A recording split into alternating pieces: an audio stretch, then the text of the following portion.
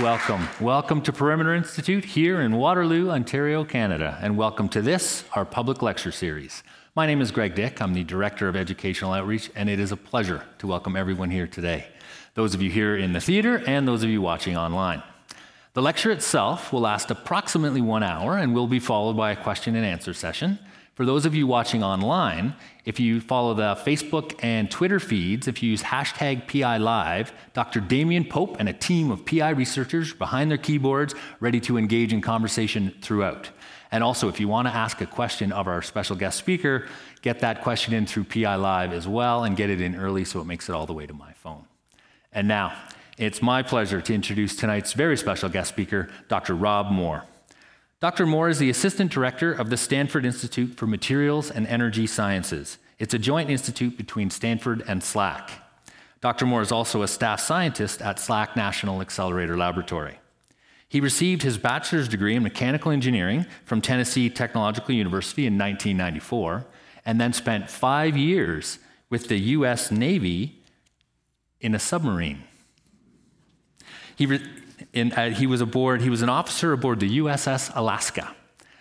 He then went on to do his master's degree in physics from the University of Washington and a PhD at the University of Tennessee. Tonight, Dr. Moore will discuss the ongoing quest to find and develop new kinds of materials in hopes of tackling society's most challenging energy problems. Ladies and gentlemen, please welcome Dr. Robert Moore.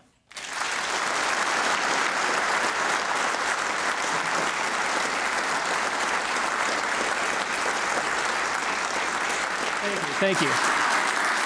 Thank you so much for that introduction, and I'm thrilled to be here. It's wonderful to be here, and it's wonderful to finally be here. I never knew that, traveling to our neighbors just right across the border here in Canada could be such a bureaucratic adventure. So a lot of you may know that I was supposed to give this lecture back in February, but unfortunately the U.S. State Department changed the regulations for traveling to Canada, and I just didn't have enough time to complete those requirements before making it here. But thank you for the Perimeter Institute for the invitation and for being so accommodating and being able to help postpone the lecture until tonight, because it's a thrill to be here. And so a material world, building a future from the atoms up. And so it's a struggle to think about, where should I start with something like this? And so, I figure, a good place to start would be with the Earth. So, and yes, this is an inexpensive, inflatable Earth. So with the Perimeter Institute, with all their fabulous resources, and I show up with an inflatable Earth. So yeah, I'm going to pull out all the stops for this lecture. So, but to be honest, my intentions was to bring the Earth here and bring like a plastic food wrap, sort of like a saran wrap or one of those really thin plastic food wraps, and kind of wrap it around 3 or 4 times to give people a sense of just how thin our atmosphere is around the globe. And then I was trying to think, well, what can I do there? So if we have the Earth, is there some way to have some sort of image that could really show how many people are on the planet and the impact that our technology and that we're having on the planet? And so, but then I got to thinking that, well, with the political climate in the States right now, if I start talking about global warming and climate change, then the U.S. State Department may not let me back into the country. So how about we not go there, all right? But to be honest, it doesn't matter. Pick a problem.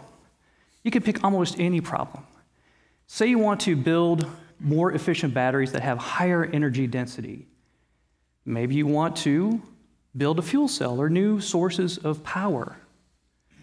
What if you want to build computers that are much more efficient, much faster, and can solve much more complex problems?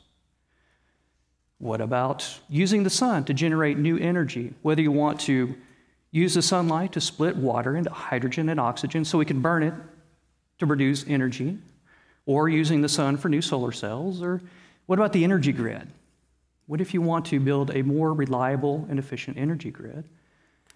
What about the information grid? Do you want computers and be able to transmit information much faster and much more efficient throughout the globe? What if you want more sophisticated medical devices? Or what if you want to strip the carbon out of the emissions of a power plant. So all of these problems we would basically approach the same way, and they all make an impact on the planet. So if we could just envision that, say tomorrow we could shut down all of our power plants that burn fossil fuels, well, we're just shifting one set of problems for another. Simply because, we can trade, our carbon footprint for a transition metal or rare earth energy metals footprint. And so if you actually try to generate all of these rare earth materials that would be necessary for all of the green technology and these, more sophisticated energy generation, then if you try to do that fast enough and cheap enough to meet the demand, then you could use a lot of really nasty chemicals that could end up in the water supply. And so it doesn't really matter the technology that we're talking about, because it all impacts us. It all impacts the planet. And so what can we do? I mean, we have all of this technology around us. And think about, how far are you from any technological device in any time? I mean, even when we go to bed and sleep, we always have our cell phone, maybe next to a nightstand, or an alarm clock, or what about a pacemaker? I mean, we have all of this fabulous stuff around us. And so how can we start to think about how to advance our technology, minimize the impact on the planet so we have a much more sustainable future? So where can we start? So if we're starting to think about all of our stuff, let's look at where all of the stuff came from. So about 3 million years ago is our first records of humans using rudimentary tools. And so over the course of about 3 million years, we go from rudimentary tools to being a bit more sophisticated in how we refine our tools, all the way to something like Stonehenge, which occurred about 3000 BC. So it took about 3 million years to become masters of just anything stone and bone. So after that, we can think about metals. It was about 6000 BC when we first learned how to start smelting copper. But we didn't figure out how to put molten tin into it to make bronze until about 3000 BC.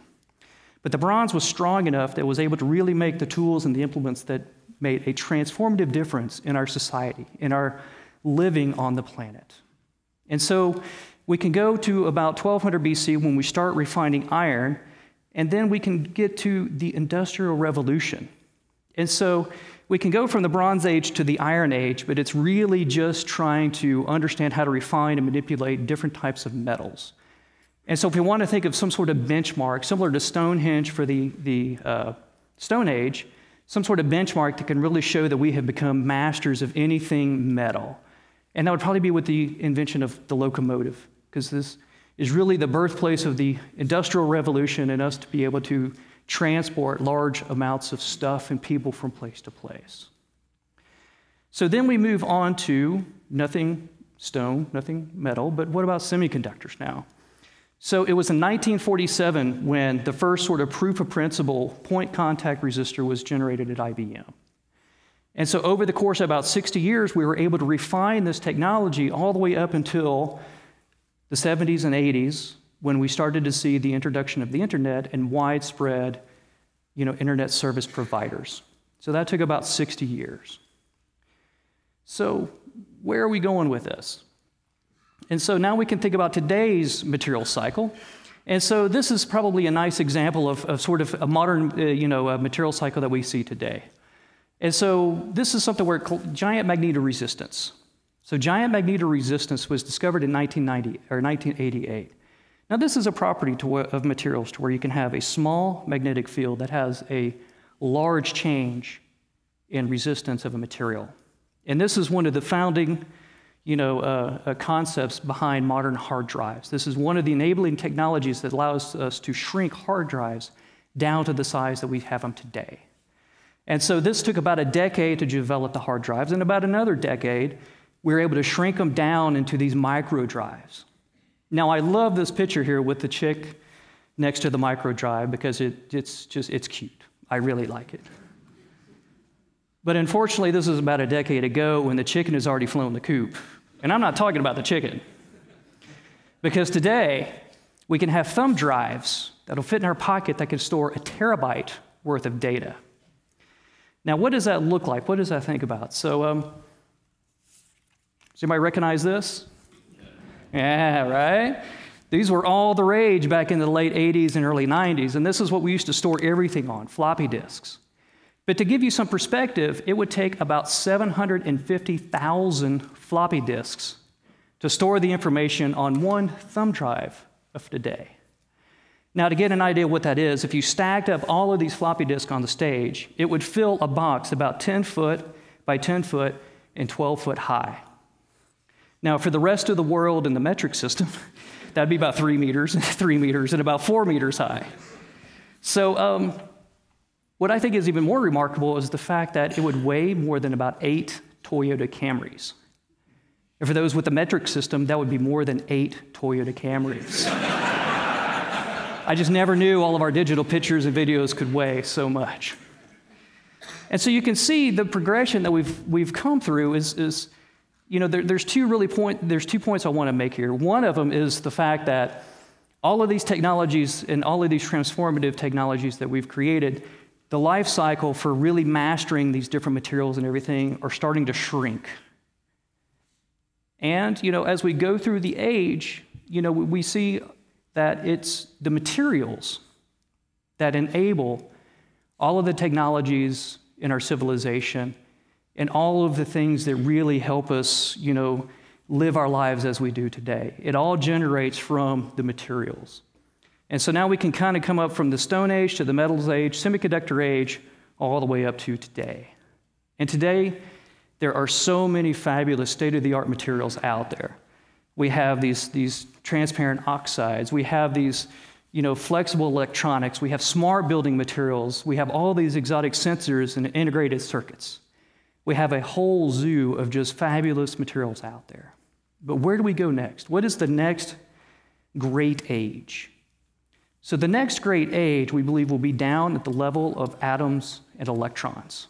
Because down at this level, quantum mechanical properties really start to take over. And we can tailor these materials to where these quantum mechanical properties have a lot of very unique and exotic phenomena and properties that we want to understand and to really be able to make use of. Superconductivity, multiferroic behavior, topological insulators. All of these things could have profound impact on the future of our technology and the future age of where we're going with our technologies. So this is where we want to go. This is what we want to understand. And so how do we get there? What is it we want to do?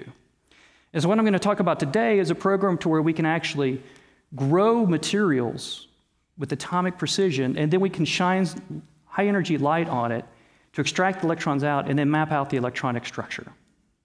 Now, the electronic structure is important because it's the electronic structure that dictates all of these fascinating physical and chemical properties that we're after. And so we need to learn how to control the electronic structure of these materials to tailor them to enhance the properties that we want. So let's start from the beginning and start from the bottom. So we learned in high school about atoms. Now, an atom consists of a nucleus in the middle and an electron that kind of orbits around the outside.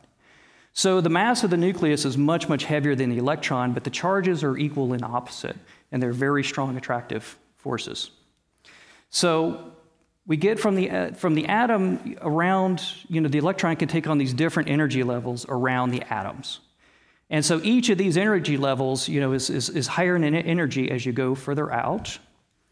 But in addition to just these energy levels can have different orbits. So these different orbits are different shapes and different ways that the electron can propagate around the material. And the higher the energy level, the more number of orbits that they can sustain. And you can see there's a lot of different shapes of these orbits of how the electron can move around the atom.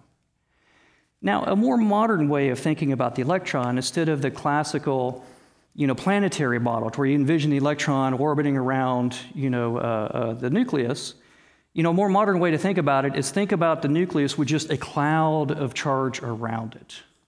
Now, in this cloud of charge is the electron. Now, we don't know where the electron is, and we'll never know until we ask the question. And as soon as we ask the question and figure out where the electron is, it's going to go somewhere else because we just changed it. Now, that sounds kind of weird. Well, that's just the world of quantum mechanics. So, but as we start moving these electrons or these atoms together, then all of these electron clouds and these orbitals start to overlap, which generates the question now, if we have an electron right here, which atom does it belong to?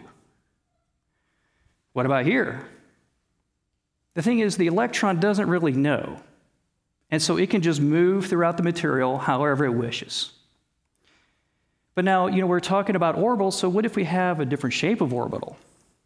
And so you can see here that the overlap between these orbitals are much smaller, and so it's easier for the electron to hop from one atom to the other in one direction than it is in the other direction.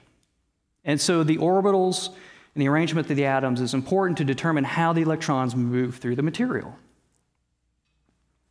So we start with atoms. We can start combining them together to where all of these little electron energy levels start to overlap. And as we start getting more and more atoms into our material and more electrons into our material, the end result is what we call a band structure. And so this band structure is very finely spaced states. And all of these states tell us, for an electron moving in a certain direction with a certain momentum, how much energy does it cost or does it take to actually move the electron? How much energy does that electron have to move through those states? But now an important concept with the energy bands is the Fermi energy. So now nature is fascinating because it's always in action. Nature is always moving, but nature is lazy. It is always trying to find the lowest energy state. And so we have all of our electrons inside the atom. They're all going to fall down to the lowest energy state. And each of our orbitals in each of these levels can handle different types of electrons and different numbers of electrons. So the s orbitals can have 2 electrons, the p orbitals 6 electrons, and so forth. And so if we have a certain number of electrons and they're going to fall into the lowest energy states, then the highest energy electron is going to be at what we call the Fermi energy. And this is an important concept which we'll visit throughout the lecture. And so, these states above it, so this is the highest energy electron in the material. Now, there are states above it. These are real states. They're there, but they're just not occupied. And so it's only the lowest occupied states, and then you have all these unoccupied states above it. And so the Fermi energy in the band structure tells us a lot of fundamental properties of the materials itself. For example, metals. If we have the Fermi energy that actually cuts right through one of these band structures, then it's a metal because it takes very, very little energy to kick it up into an unoccupied state and let this electron start moving through the material. Now, if we have a band structure to where the lower band is filled, but all of the upper band is completely empty, and there's an energy gap between the maximum energy here in the valence band and the minimum energy here in the conduction band. Now, if this is a large energy to where you have to have a lot of energy to jump up to this unoccupied state, well, this is an insulator. But now, if it's a very small energy gap, where it takes a very little energy to where you need nothing more than just like a little bit of heat or something like that to get this electron to jump into the unoccupied state, this is a semiconductor. And so as we have all of these simplistic models here, and we can generate real band structure calculations for our real materials, and they get very complicated really quick. But the same principles that we just talked about kind of still adhere and still hold true in these more complex materials. And so we can use these sort of simple models to think about how these materials behave and how the electrons behave inside the materials. So there's some other properties that we really need to discuss because they're important of all these degrees of freedom and how they interact with each other. And one of them is the electron spin. Now, we always like to think of the electron as like a spinning top, or like, the Earth, how it spins on the axis. Now, in reality, it's not some object that's spinning, but it's a nice, useful concept for us to think about. And what this does is this spinning charge, it generates a magnetic field. And so this is one of the things that's really responsible for magnetism in materials. And so if you have a material where all of the spins are lined up in the same way, you have a ferromagnet. Now, if you have every other spin that's opposite aligned, antiferromagnetism. And of course, there's a lot of all of these exotic spin states that occur within the materials as well. But now another concept, another degree of freedom that plays an important role in these quantum mechanical properties are phonons. Now, what is a phonon? So if we think of the atoms as a lattice of just balls connected with springs, so you can think about just whacking the lattice in one particular place, or just squeezing the balls right here really close and then letting them go quickly. You can think about how this wave, this mechanical wave, will propagate through this lattice of balls and springs. And these are phonons, and there's a lot of different ways and a lot of different modes at which the atoms can move through the material. And this is the way heat energy is transmitted through these materials. Now, as we have more complicated materials, we can have more complicated phonon modes to where all of these atoms kind of move in concert in these predetermined positions and motions to generate all of these different modes. And so now we can see sort of the types of players that can affect the electrons and the band structure and the properties of the materials. We have just the band structure, the energy levels and the states in the material. We have the charge of the electron. We have the spin of the electron. We talked about the orbits. And we also have the phonons, the lattice modes, which I just have represented here as a spring. So these are all of the players that can go in to determine the properties of the material. So one other material that we need to talk about, or one other property we need to talk about is light. Because electrons can absorb light, and electrons can emit light. So now that we know all of the players, what is the game? And so we talked about being able to make materials and then be able to look at the electronic structure. So let's start with how we make the materials. And we make the materials using a technique called molecular beam epitaxy. Now, the easiest way to think about molecular beam epitaxy is boiling water. It really is that simple. So if we have water in a pot and we start to heat it up, then we start to generate some steam. It's just nothing more than partial pressures and having the water in thermal equilibrium with its environment. So as we heat it up, we start to have a lot of water that comes off in the form of vapor or steam. And if we have a little spout here, it's going to go in a particular direction. So in molecular beam epitaxy, we do the exact same thing, but we do it with very pure elements. So we have a chamber, and we pump out all of the air in the chamber to ultra-high vacuum conditions. So these are pressures that are similar to what you encounter on the moon. And inside that, we have all of these elements, and we heat them up. And as we heat them up, then you have all of these materials that will start to fuse out of the cells, and so we can shine it on a substrate, and then so the materials come down, they'll sit on the surface, and they'll bounce around, and then they'll chemically react to form a new material. And so in this way, we can grow new and exotic materials that you're just not going to find in nature, and we can grow them layer by layer by layer.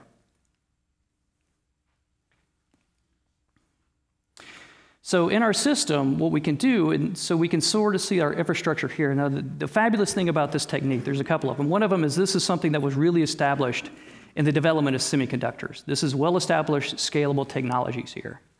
But it's also remarkable to see the size of this apparatus and the capabilities of it, because this is an apparatus that will allow us to control very precisely the material and the locations of the atoms in the material. We can have these absolutely atomic flat interfaces and these absolute pristine materials, and we can stack things up in ways that are just not going to appear in nature. And so this is a way that we can build materials, we can tailor materials, and we can create new materials that have a lot of these really exotic properties. And so we can have different types of molecular beam epitaxy systems to do different classes of material, and then we can combine them together and then move them inside the vacuum into this chamber here where we can map out the electronic structure. And so let's go to the flip side, the electronic structure. So how do we do that? So we have our systems connected to the synchrotron. And this particular synchrotron, this is Stanford Synchrotron radiation light source. So what it is we have this sort of circular building here. And what we do is we take a bunch of electrons and we inject them into this ring and spin them around the circle. But now what we'll do is we'll inject about 1 meter length worth of electrons, and then we'll speed them up to speeds very close to the speed of light. And thanks to relativity, this is going to shrink the dimension of this electron bunch to a fraction of its original length when we're looking at it from our frame of reference. And so what we do is inside this ring, we'll have certain straight sections to where we have these series of magnets. We'll have undulators and wigglers. And it's really nothing more than a series of magnets with alternating poles. And so as the electron bunch moves through it, they start to oscillate back and forth. And so you have an accelerating charge is going to emit light. And so this is a way that we can generate very intense, very energetic light beams that we shine down these tubes and then onto our sample inside our chamber. Now, the method that we use to actually map out the electronic structure is a technique called angle-resolved photoemission spectroscopy. Now, this is really nothing more than the photoelectric effect, for which Einstein won his Nobel Prize for. And the basic idea is you shine energetic light onto your sample. The light couples with the electrons inside the material and kicks the electrons up to high energy levels. Now, if the electron happens to be at a high enough energy level that it can overcome the work function of the material, then it's just going to fly out into vacuum. And so then we shine it and run it through our analyzer to where we can map out the energy and momentum of the electrons. And so we disperse them out and shine them through a multi-channel plate and literally take a picture of the electronic structure and showing exactly how the materials or the electrons were behaving inside the material.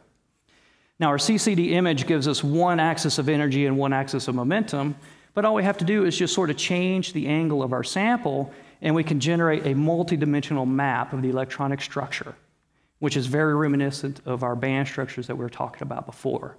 And we literally just take pictures of it and stack it together. But now we need to know a little bit more than just the band structure, the shapes of the band structures. So, because there's a little bit more to a lot of these quantum phenomena that we want to understand. And so let's think about what we call many-body physics. So let's say we have 1 cubic centimeter of material. Not very big, right? But inside this material, there's a lot of atoms. And so, it kind of begs the question, is this really small or is this really, really big? But now the charge of these things are the atoms and the nuclei and of the electrons is very strong. And we pack that many of them into such a small space, they're going to interact with each other very strongly.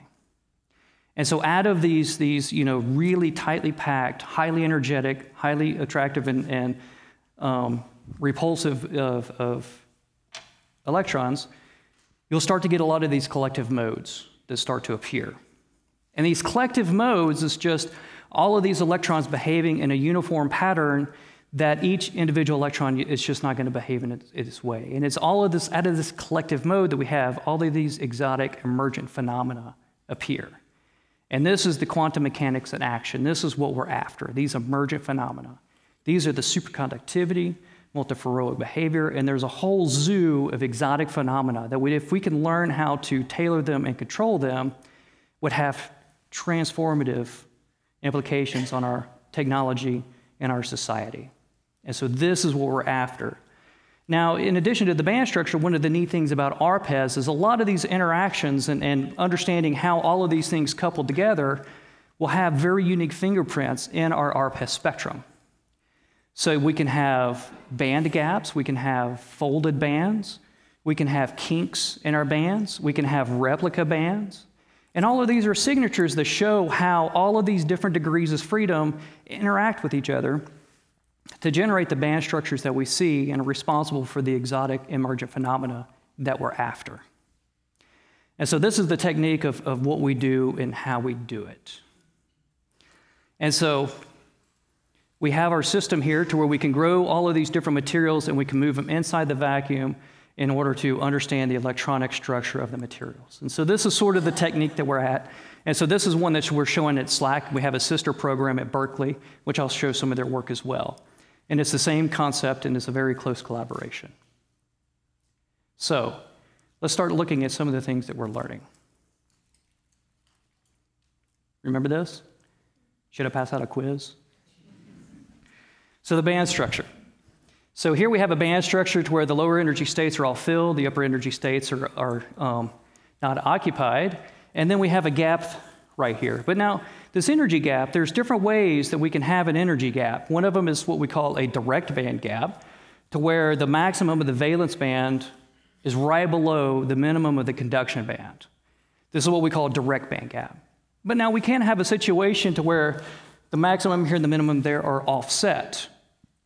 So the gap is the same, but the location and momentum are different. And so if we shine light here, then light doesn't have momentum. It can't change the direction of the electron. But it can, the electron can grab the energy from the light and get kicked up into these unoccupied states. But now in here, we can still, kick electrons up into these unoccupied bands, but we'll need different energy light. We'll need something that's more energetic, a shorter wavelength, in order to have that larger energy transition. So what if you only have one wavelength of light? Is there any way to get this electron over into this band? Turns out there is. And this is where the phonons come in, because the phonons and the electrons can couple together and bridge this gap and get the electron into that occupied state. Now, one way to think about electron-phonon coupling is to take the Hamiltonian, and you can split it apart into a phonon and electron Hamiltonian. Now, this may work really well here at the Perimeter Institute for Theoretical Physics, but I'm an experimental physicist. I want to think about it this way. That's right. Let's talk about the physics of the alley-oop. So the alley-oop is a basketball play to where one player just tosses the ball up close to the basket. It has the right distance, it has the right energy, but it's in the wrong place. And so what you need is another player that will help give it a little nudge and put it into the state that you want, and that is through the net. So as we can see here, he throws it up, and it has the distance, it can make it, but all of a sudden at the last minute, a phonon comes by and wham, it gives it a little nudge into the right state where it's supposed to be. And this is how we kind of bridge the gap between these bands, is you have a photon come in, kicks up the energy of the electron, and then a phonon comes by and gives it a kick of momentum to get it into the state that you want. This is what we call electron-phonon coupling. So, I am terrible at basketball. I am just absolutely terrible at basketball. But now I could probably make this shot. If I could sit right above the basket, I could probably get it through. And probably get it through with, fairly high, probability of each time. And so this is sort of what we want. This is a much more quantum efficient way of getting electrons into these unoccupied states, is being able to have this direct band gap. So I'd like to move to these materials called transition metal dichalcogenides. Now these are really interesting materials because they have a couple of properties that are really interesting. Now one of them is, if you make these materials, fairly thick, and you shine light on it, well, nothing happens. And so you can kind of see by the flat line here, the light just does not couple to these materials at all. Nothing happens. But it was found that if you shrink these materials down to a single unit cell, one layer, some 5 angstroms thick, then all of a sudden when you shine the light on it, it has this huge response. The light strongly couples to these materials. And what's also interesting is the energy scales at which the light couples to these materials, because this is a sweet spot in the energy scale for optoelectronic applications. But the question is how does this work? Why, what's changing? What's the difference? And so the theory was suggesting that as you shrink this thing down to the 2-dimensional limit, you start to readjust the bands and you transition from an indirect band gap to a direct band gap.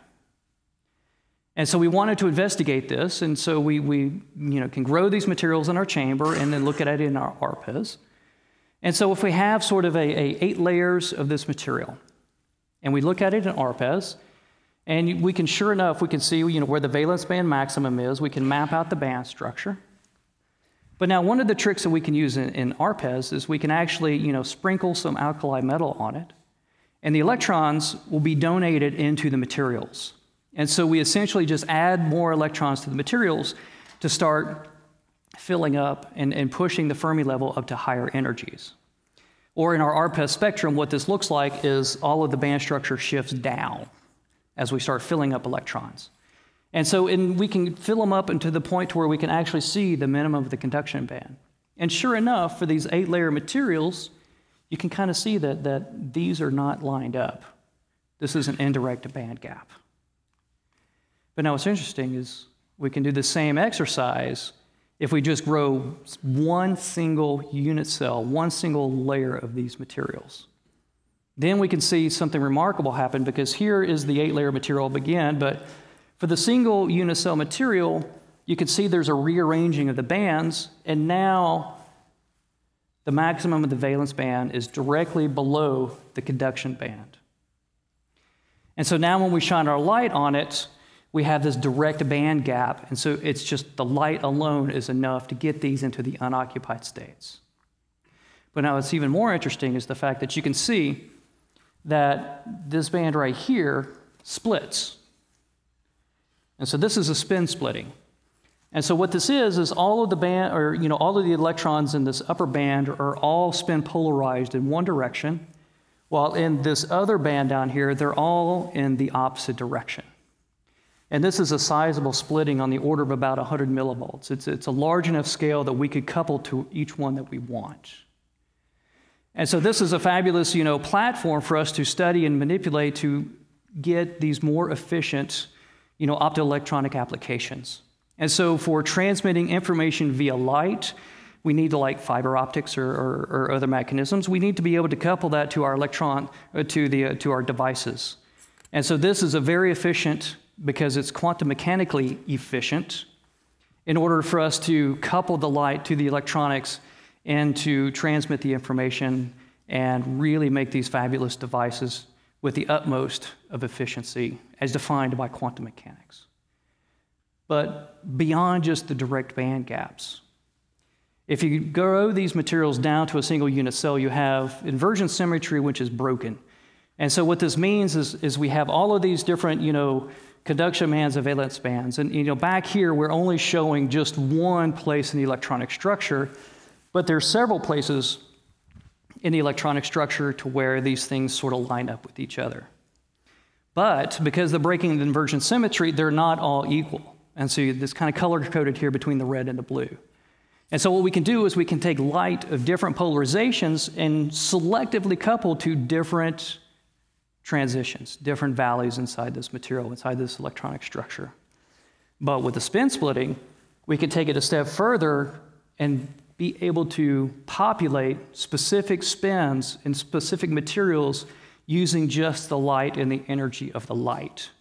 And so now we have a platform where we have the possibility to not only just have this direct, efficient, transition of electronic states, which we can use in optoelectronics, but now we have the possibility to selectively pick out which valley we want to go into, and we can selectively pick out which spin polarized band we want. And so now we have a possibility of having what we call valleytronics or spintronics, to where we can separate out which one of these we want to couple to, and we have much more efficient and many more channels to couple information and to move information throughout these materials and couple to our electronic devices. And so this is a platform for very efficient, very sophisticated information storage and transmission and possibilities. So the next materials I want to talk about, we talked about the coupling of materials and spins. And so now let's talk about the coupling of electrons with orbits. So now we can have our band structure here, and the very heavy elements, they tend to have very strong spin-orbit coupling.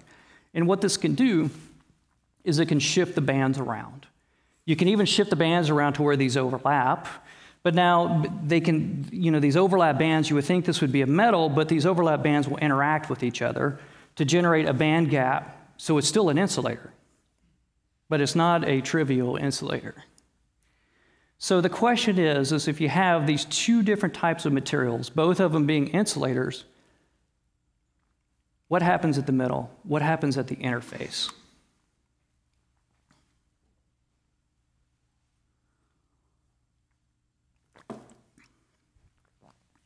So one way to think about this is, let's say we have a material, and we have our electrons here, and we shine a magnetic field through it. Now, this magnetic field will start to get the electrons to precess in a circle in these closed loop orbits. Now, we don't have any current flow inside the material because it's a closed loop orbit. However, at the edges, you have an open loop. There's no way to have a closed loop. And so around the edge of the material, you're going to have this electron that hops from orbit to orbit to orbit and going in one single direction around the material. Now, what's remarkable about this is it's very robust and it's protected because you can distort the material and you still have these edges. And it doesn't affect the propagation of the electron around the edge of this material. And not only are the electrons going in one singular direction, but they are protected in the sense that any disorder, any tears, any changes of the edges does not disrupt the flow of the current around it. It can flow without the loss of energy. And so this is a fabulous concept for us to think about of how to, think about electronics to where we can get, spin polarized electrons moving with perfect efficiency. So if we get back to our scenario here, now the key to this is we really don't need to have a separate insulator, because if you have one of these exotic insulators with the spin-orbit coupling, these non-trivial insulators with spin-orbit coupling, all you need is the surface of the material, because the vacuum, the space, is going to behave as a normal insulator. And so the question is how do you connect these states, between the valence band and the conduction band? What is that going to look like? How do you do that? Because we saw that the conduction, the electrons move in a certain direction. So, how do you get all of these electrons to connect from these states to completely different states? Even though it's the same states, it's just with different spin-orbit coupling. So now one way to think about this is here in the States and in Canada, we drive on the right-hand side of the road. But say like in England, they drive on the left-hand side of the road. So how would we construct a bridge, and what would that bridge look like? Now, that would be one arduous drive. I would not like to make that drive. But luckily, there's the same scenario, but with just, more realistic expectations, because a bridge like that was proposed to actually connect Hong Kong, where they drive on the left-hand side of the road, to mainland China, where they drive on the right-hand side of the road. And so you can see that, as the cars move from one side to the other, you can kind of see how the bridge protects the traffic to keep them from colliding into each other. And so, they're completely protected. I mean, you could change the shape of this bridge. You could stretch it. You could, twist it a little bit. But these cars are completely protected from each other as it goes from, one type of a state all the way into the different type of a state. The only way for these to crash into each other is if you somehow tore the bridge and reconstructed it somehow. But as long as you don't tear the bridge or disrupt the bridge, these things are completely protected, and the cars on one side of the road are never going to encounter the cars on the other side of the road. This is what we call topological protection. So in our topological insulators, this is exactly what we see. We have the valence band and we have the conduction band. But on the surface of the material, we have these surface states that are topologically protected. So what that means is, these states are going to be spin locked to where each direction has a particular direction of the spin. And so this forms a cone, but if you take a slice through it, then you can see that you have the conduction band and you have the valence band. But one side, all of the spins are pointing in one direction, and on the other side, all of the spins are pointing in the opposite direction, and they don't encounter each other. And so these things are free to move on the surface, even though in the bulk it's still an insulator. It doesn't conduct electricity in the bulk, but the surface, it does. But what's remarkable about this is these are topologically protected. So, and I'll get a little bit to what that means in a second. So now we can grow these materials and look at an RPES and see indeed, we see these surface states. They form this little Dirac cone, and these things form a massless, they're basically massless fermions that are propagating on the surface of this material. Now, it's a little bit tricky because a lot of these bulk materials, you can generate selenium defects, which adds extra charge, extra electrons in the material, and a lot of times it'll pull the conduction band, it'll pull the conduction band below the Fermi level. So in this scenario, the actual bulk itself is not a true insulator. But when we grow the thin films, we can do it with such precision to where we can actually have an insulating material to where all we see are these surface states, and we see no evidence of the conduction band at all. And so we have a true topological insulator, a material to where inside the bulk, it does not conduct electricity. But on the surface, not only does it conduct electricity, but it's spin locked, to where one spin goes one way, the other spin goes the other way, and they completely ignore each other and don't interact with each other. They flow freely. They flow without any resistance and without any mass. So what's really remarkable about this system is the robustness of it. Because of this topological protection, because these electrons are not going to interact with each other, that means we can add a lot of disorder. We could just add a lot of dirt on the surface. Electrons don't see it. Electrons don't care. They just continue to flow around all of this dirt on the surface as if it was like water flowing around a rock in a stream. It just completely ignores it, which is interesting because this is, we're talking about electrons and disorder and things that, normally disrupt a lot of quantum mechanical properties. But now we can have this that's flowing without resistance and without, interruption. Unless, turns out Mom was right, there's just some dirt you can't ignore. And so if you actually have an impurity that breaks time reversal symmetry, which is like a magnetic impurity, then all of a sudden, the electrons will see it and they get disrupted and they start scattering and bouncing off this magnetic dirt that's in the system.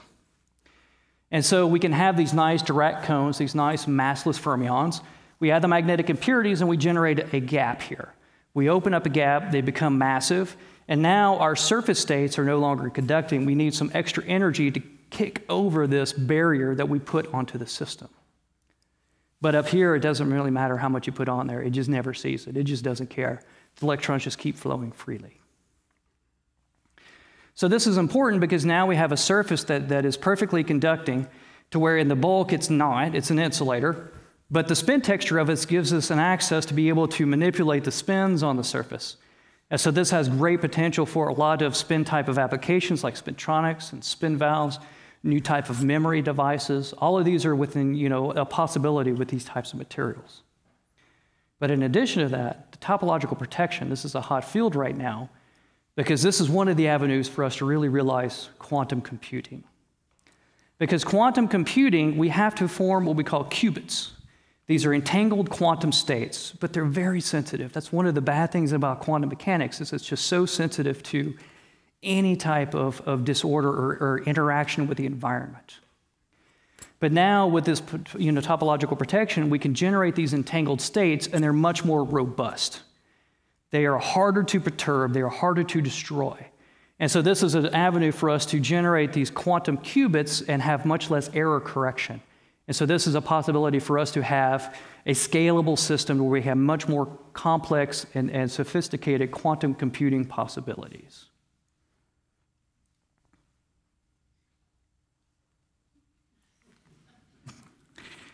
All right, so the last one that I want to talk about, superconductors.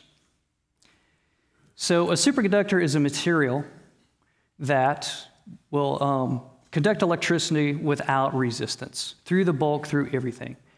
And so one of the biggest losses in all of our transmission lines and all of the energy grid is just, the loss from the Joule heating of just the electrons bouncing around to the system. So we could have tremendous efficiencies and tremendous gains in energy savings if we could generate an energy grid out of superconductors that could conduct electricity without any loss of energy. And so this would be another transformative type of discovery. Now, superconductors were discovered back in 1911, but it wasn't until about 1957 before we figured out what made them work. And so essentially what it is, it's once again electron-phonon coupling in traditional superconductors, to where we can envision that an electron is moving through the material. Now remember the mass of the electron is tiny compared to the mass of the proton, but the charges are the same. And so as the electron moves through, the ion cores really see it and they start to contract. And the motions of the atoms are phonons. And so you can envision that, if these atoms get closer and that electron suddenly moves away, then right in this region you have sort of a net positive charge, a little bit more positive charge than the area surrounding the lattice. And so that little bit of net positive charge is going to attract a second electron. And so in this way, we can have the phonons propagating through the material coupled with the electrons propagating through the material, and collectively they condense into this superconducting state where it can flow without resistance. It's just one single wave function of all the electrons moving in concert in the exact same way. But in 1986, we discovered high-temperature superconductors. Now, these are superconductors that have much higher transition temperatures, but the BCS theory, it doesn't work. And so that's one of the burning questions here is how can we generate all of these really high-temperature superconductors? And it's an unsolved mystery. We don't yet know what makes these high-temperature superconductors superconduct. We don't know what makes them do what they do. And that's one of the burning questions that's a hot field in condensed matter physics that we'd like to figure out. But the material that I'm going to talk about now are these iron selenide films. Now, what's remarkable about these iron selenide films, so in addition to these cuprate materials, in 2008 it was discovered there's a family of iron-based superconductors that are very similar to these cuprates. And it doesn't match the BCS theory. But what's really remarkable is with these iron selenide films, it was discovered that if you have this iron selenide film and you shrink it down to, once again, 1 unit cell, a 2-dimensional limit, then you have a near order of magnitude enhancement in the superconducting properties. Now, even if we don't understand that, we can still do something with that, right? Because that's just a remarkable property, an order of magnitude enhancement in the superconducting properties. So this is something we would really like to figure out. Now, the phase diagram in these high-temperature superconductors based on iron, it has a phase diagram that's very similar to the cuprates. But one of the remarkable differences of the cuprates is as you start to dope it or add electrons or take electrons away from it, the electronic structure significantly changes. But you could still have these superconducting properties that have these dramatically different electronic structures to it. That makes this a very inherently challenging problem, but interesting nonetheless. So we're able to grow our single unit cell iron selenide films and thicker iron selenide films and take a look at it in ARPES. And so here we can kind of see some of the results. Now this is, both of these are single unit cell, but they're looking in different places in the electronic structure. And here's our thicker films, once again, looking in the same place as the electronic structure. And you can see that just 1 unit cell, 5 angstroms thick, it has a completely different electronic structure from the thicker ones. And it turns out that if you grow this thing thicker all the way up to bulk, you pretty much have this electronic structure. So when you shrink it down to the 2-dimensional limit, something strange is going on. We want to figure that out. But what's even more remarkable is sort of a serendipitous, fortuitous discovery is we found what we call these replica bands. Now these are interesting because they are an exact copy of the main band. These are not like quantum well states that are going to come all the way up to the surface because we're dealing with low-dimensional materials. It's an exact copy. Now that's just kind of strange, and what generates that? But discovering this reminds me of one of my favorite scientific quotes. And it wasn't really from a scientist, but more of a science author. The most exciting phrase to hear in science, the one that heralds new discoveries, is not "Eureka!" But that's funny. And this is one of those "that's funny" situations. So it turns out that this is due to, once again, electron-phonon coupling. But what's really unique is the fact that we can see this band so clearly. It's just shifted in energy. Now, normally when you have electron-phonon coupling, it kind of smears the momentum out. And so you can still have this coupling, but it's typically just a blob of intensity, and you can't make out any features to it. But we can clearly see that band. So what this means is, the electrons and the phonons are coupling together, but, we're adding a little kick to the electrons without really changing their direction. So, one of the things that we want to do is to understand how this works. So once again, we can use our little trick of taking sort of a small, thin sample, and then we start putting potassium on it to change the electronic structure. And so we can see here that as we start to dope it, we can generate the right electronic structure, and it does have an enhancement of the superconducting properties, but You don't see the replica bands. You don't see any evidence of electron-phonon coupling. And so that means there's two different things that are happening here. And one of them is we're kicking the electrons, but we're not changing the direction. And so this is a very forward-focused electron-phonon scattering. And the theory is showing us that this is what's helping us increase the Cooper pairing glue, how these electrons like to propagate in pairs through the material. This is giving a kick to it to help increase the superconducting properties, but is doing so without really disrupting the trajectory of the electrons. And that is one of the things that's remarkable about what's creating this enhancement of the superconducting properties. And so we can start with sort of our bulks material. We can modify the electronic structure to where we can change the band structure, and it does have some modest enhancement of the superconducting properties. But it's the coupling between these phonon modes in the substrate and the electrons in the iron selenide that are conspiring together to have these enhanced superconducting properties that we see in this material. But the most remarkable thing about it is there is nothing special about iron selenide.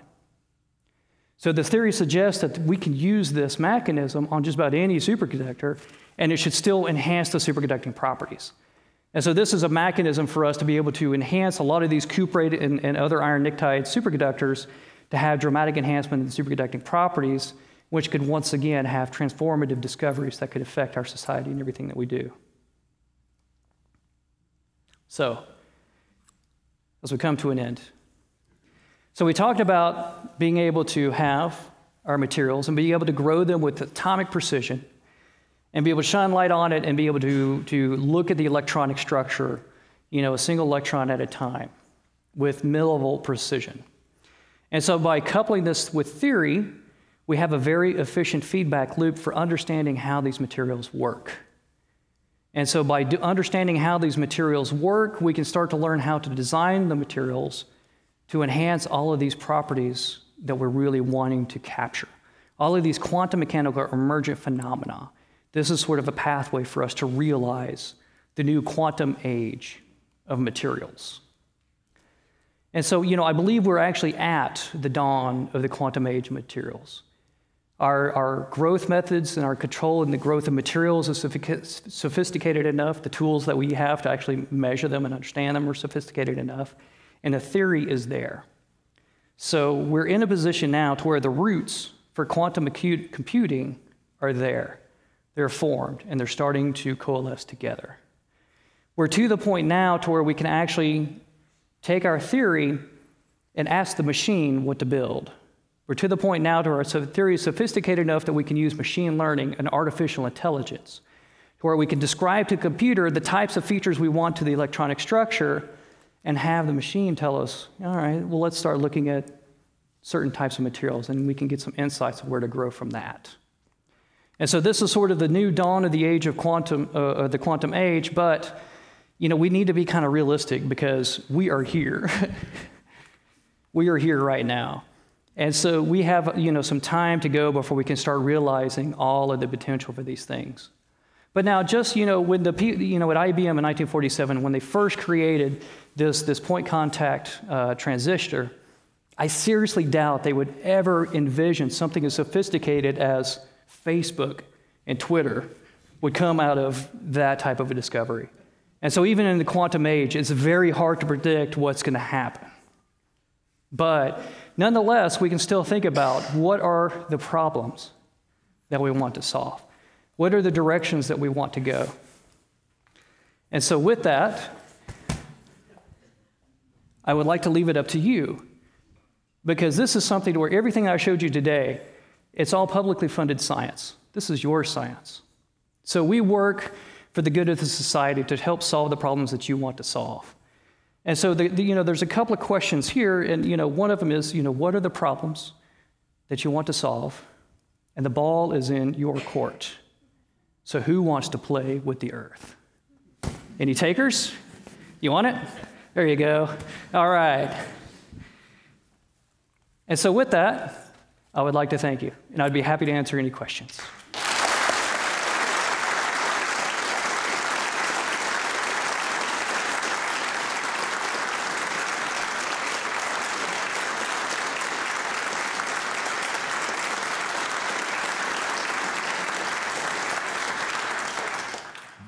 Wonderful. Thank you so much. Let's get to questions. Microphone is there. Just pop up and make your way, and I'll go online first. And we have quite a few online questions here, too. Uh-oh. Oh, this is good. They're always working a little bit of space into everything. Does the Earth's magnetic field factor into creating these new materials? So would creating materials be different on Mars? Different on Mars? That I don't know. But now, the magnetic field for a lot of the materials that we're talking about in these condensed matter systems is not going to have a very dramatic effect. Now, these quantum systems, they're very sensitive to any type of environmental input. And so any type of magnetism that you develop is going to interact with the magnetic field. But, a lot of these materials that we're talking about, the magnetic fields that we're looking at, compared to the internal components and the degrees of freedom inside the material, are going to have a much less of an effect, especially for a lot of the quantum mechanical properties that we're looking for. And so the answer is yes and no. Perfect. Here's a question. What inspired you to go into science? And do you have any advice for a young person considering physics, science, engineering? That's an excellent question. So I guess it would be a bit more of a personal history. So I started in mechanical engineering.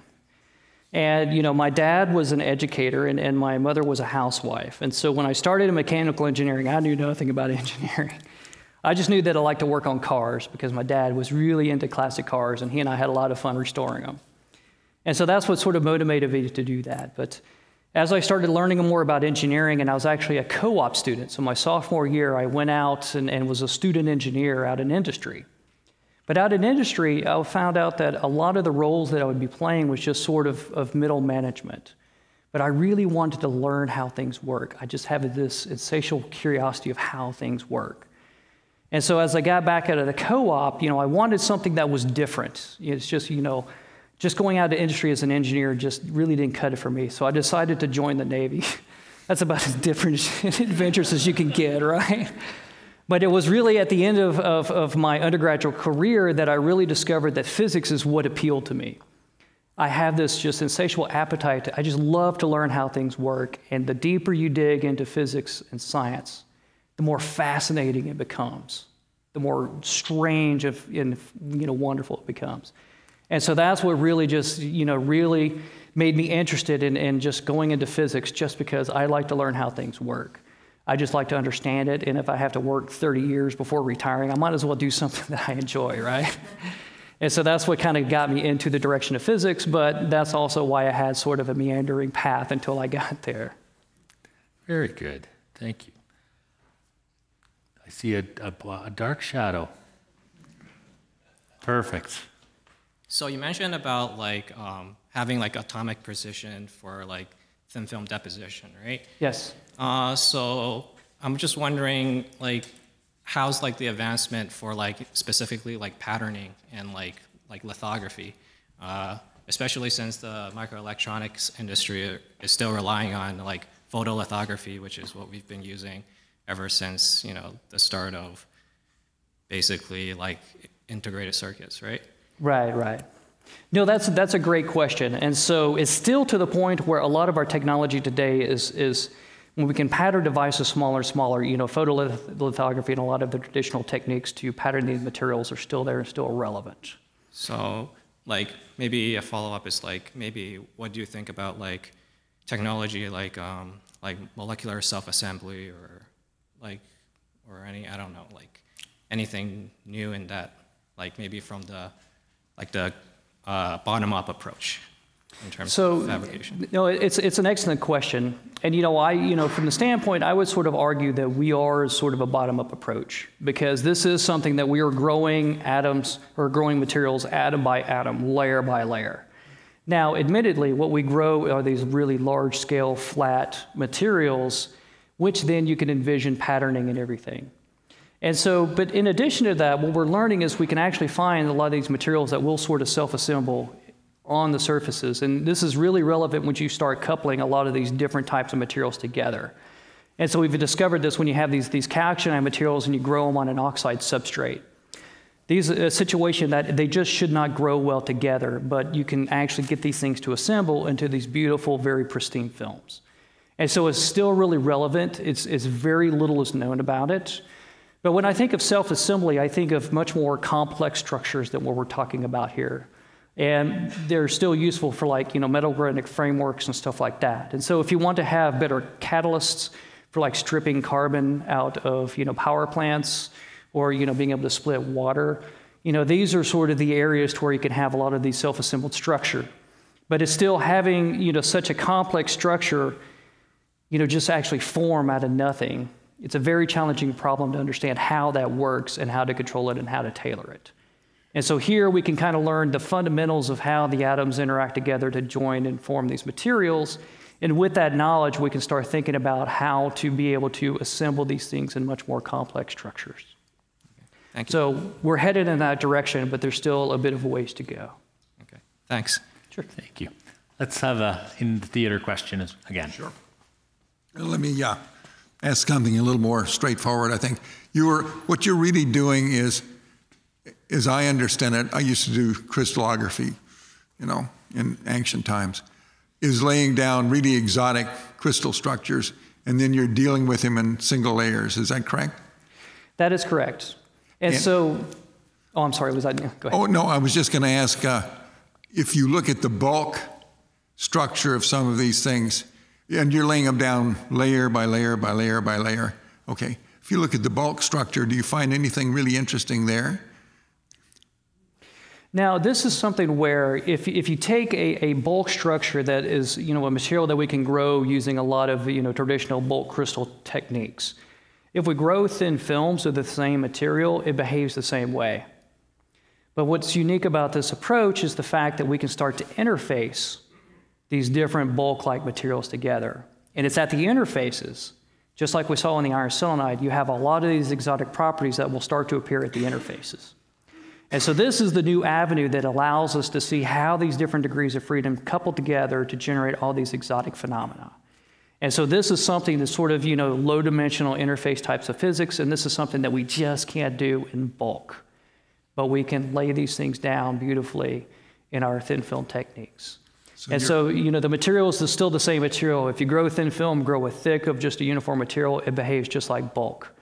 But the magic happens when you shrink it down into lower dimensions, because as you shrink it down to the two-dimensional limit, all of these electron correlations become really enhanced, and all of these properties can become enhanced. And the same thing happens when you have these layers of materials and these interfaces of dissimilar materials. The degrees of freedom just get really entangled together, and you can have all these exotic emergent phenomena coming at the interface of the materials. And these are things that we just can't do in nature. These are materials that we can grow that are just not going to be found in nature. All right, let's take one last question from online. And although you did a very nice job of kicking the problem to us, we're going to throw it back on you for the last question. Of all the advances in research you discussed today, which do you think will have the biggest impact in addressing the challenges the world faces today? It's hard to say. More than that. So, ask me that in 10, 20 years, right? No, this is something where we're just getting started. This is, we have to understand on the most basic fundamental levels of how these atoms join together, how these interfaces join and create these exotic properties. And so once we learn how to do that, we can take those fundamentals and start to use that information to design materials. And this is the ultimate goal. This is what we want to do. We want to be able to design materials that have the properties that we want to address the problems that we have. Now, it's hard to say which one is going to be, because we're still at sort of the grassroots type of fundamental level. And so as the field matures and as we start generating more and more of these quantum materials and these different heterostructures and such, you will start to have a lot of major players come out.